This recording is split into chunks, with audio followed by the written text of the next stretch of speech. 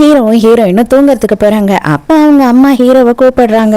என்னவோ ஒண்ணு பாக்குறதுக்கே கன்றாவியா இருக்கு, அதை வச்சுக்கிட்டு இதை குடிச்சுதான் நான் 3 பையன் பெத்தேன், சீக்கிரமா எப்படியாவது எங்களை தாத்தா பாட்டி ஆக்கிடுறா அப்படின்னு சொல்லி அப்பாவும் அம்மாவும் சேர்ந்து கம்பல் பண்ணி அவன் வாயில எதையோ ஒண்ணுத்த கொட்டுறாங்க. அவன் முடியாதுன்றான். ஹீரோ அப்படியே கண்ட்ரோலா இருக்கான். அவன் எதுவும் பண்ணக்கூடாது ஹீரோயின் பெர்மிஷன் இல்லாம அப்படின்னு சொல்லி அவன் யோசிக்கிறான். ஹீரோயினுக்கு நல்லாவே புரிஞ்சிடுது.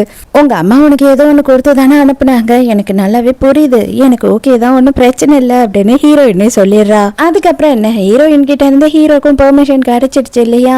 குடும்பமே வாசல்ல தான் நின்றுட்டு என்ன நடக்குது அப்படின்னு சொல்லிட்டு ஒட்டி கேட்டுக்கிட்டு இருக்காங்க. அப்பாவும் அம்மாவும் பயங்கரமா சந்தோஷப்படுறாங்க. அவ்வளவுதான், அண்ணனுங்க 2 பேரும் இதுக்கு மேல நின்னா மான மரியாதையே இருக்காது நம்ம குடும்பத்துக்கு, மரியாதையா வாங்க அப்படின்னு சொல்லிட்டு அவங்க அப்பாவை பிடிச்சி இழுத்துக்கிட்டே போறான். அடடே பாவி, சும்மா கால் உடைஞ்ச மாதிரி நடிக்கிறேன்டா, உண்மையா உடைச்சிடாது அப்படின்னு கதறிக்கிட்டே போறாரு.